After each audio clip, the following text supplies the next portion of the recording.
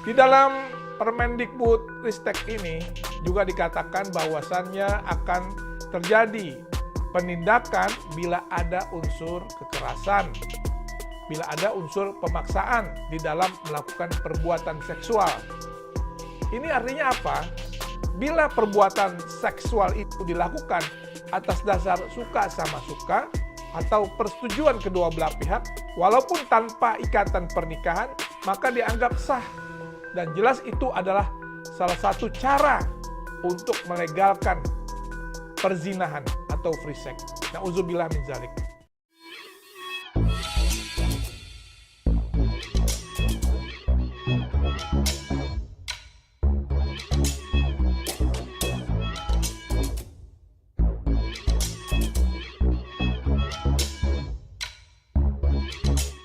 Tonton video ini sampai selesai agar Anda tidak gagal paham.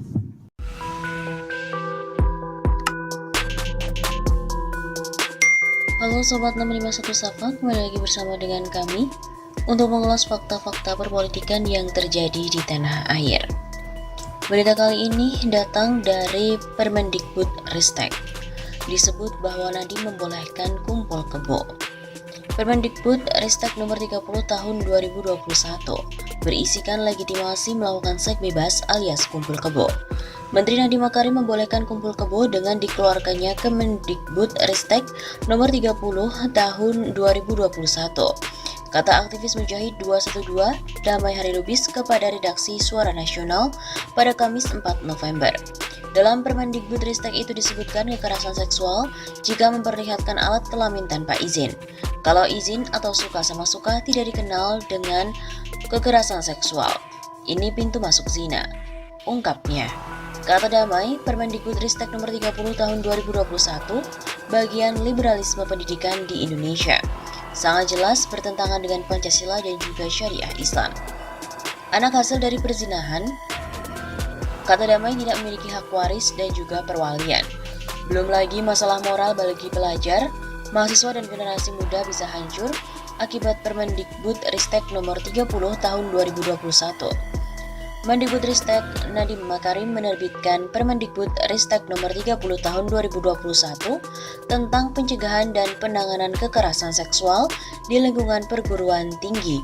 Ketentuan itu menuai kritik karena dinilai justru bisa melegalkan seks bebas di kampus. Permendikbud nomor 30 tahun 2021 diteken oleh Nadiem Makarim pada 31 Agustus 2021 kemarin dan diundangkan pada 3 September 2021. Pertimbangan disusunnya Permendikbud itu antara lain semakin meningkatnya kekerasan seksual yang terjadi pada ranah komunitas termasuk perguruan tinggi. Dalam Permendikbud nomor 30 tahun 2021, kekerasan seksual pada beberapa kondisi diartikan sebagai tanpa persetujuan korban. Tertuang dalam pasal 5, di antara definisi kekerasan seksual itu adalah memperlihatkan alat kelaminnya dengan sengaja tanpa persetujuan korban, mengunggah foto tubuh dan atau informasi pribadi korban yang bernuansa seksual tanpa persetujuan korban, menyebarkan informasi terkait tubuh dan atau pribadi korban yang bernuansa seksual tanpa persetujuan korban, menyentuh, mengusap, meraba, memegang, memeluk, mencium dan atau menggosokkan bagian tubuhnya pada tubuh korban tanpa persetujuan korban, membuka pakaian korban tanpa persetujuan korban. Pada bagian lain juga dijelaskan, ayat 3, persetujuan korban sebagaimana dimaksud pada ayat 2 huruf B, huruf F, huruf G, huruf H, huruf L, dan huruf M dianggap tidak sah dalam hal korban 1. Memiliki usia belum dewasa sesuai dengan ketentuan peraturan perundang-undangan. 2. Mengalami situasi di mana pelaku mengancam, memaksa dan atau menyalahgunakan kedudukannya. 3. Mengalami kondisi di bawah pengaruh obat-obatan, alkohol dan atau narkoba. 4. Mengalami sakit, tidak sadar atau tertidur. 5. Memiliki kondisi fisik dan atau psikologis yang rentan. 6. Mengalami kelumpuhan sementara atau tonic immobility, dan atau 7. Mengalami kondisi terguncang.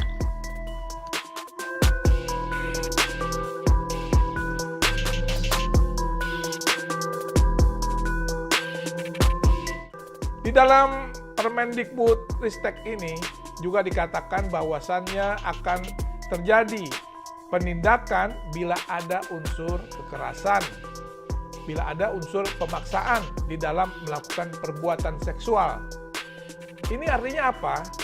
Bila perbuatan seksual itu dilakukan atas dasar suka sama suka atau persetujuan kedua belah pihak, walaupun tanpa ikatan pernikahan, maka dianggap sah. Dan jelas itu adalah salah satu cara untuk melegalkan perzinahan atau free sex. Na'udzubillah min dzalik.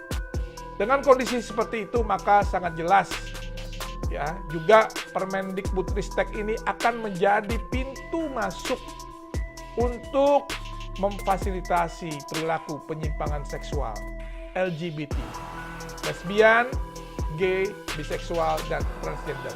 Ini sudah jelas-jelas sangat bertentangan dengan agama dan Pancasila.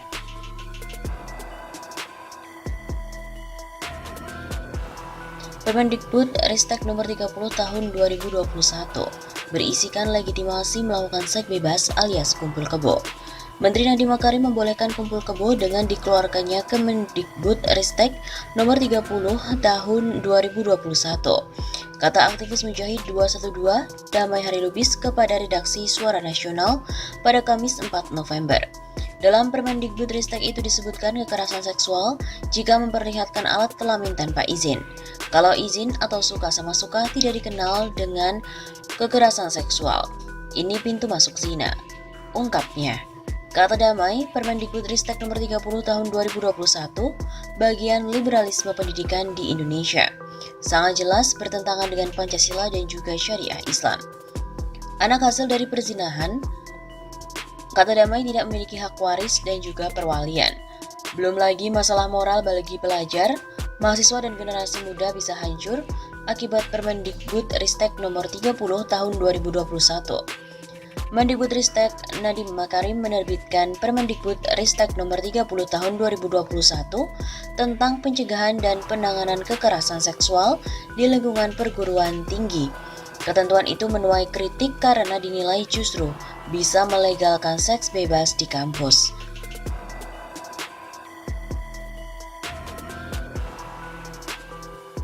Bila perbuatan seksual itu dilakukan atas dasar suka sama suka atau persetujuan kedua belah pihak, walaupun tanpa ikatan pernikahan, maka dianggap sah. Dan jelas itu adalah salah satu cara untuk melegalkan perzinahan atau free sex. Na'udzubillah min dzalik.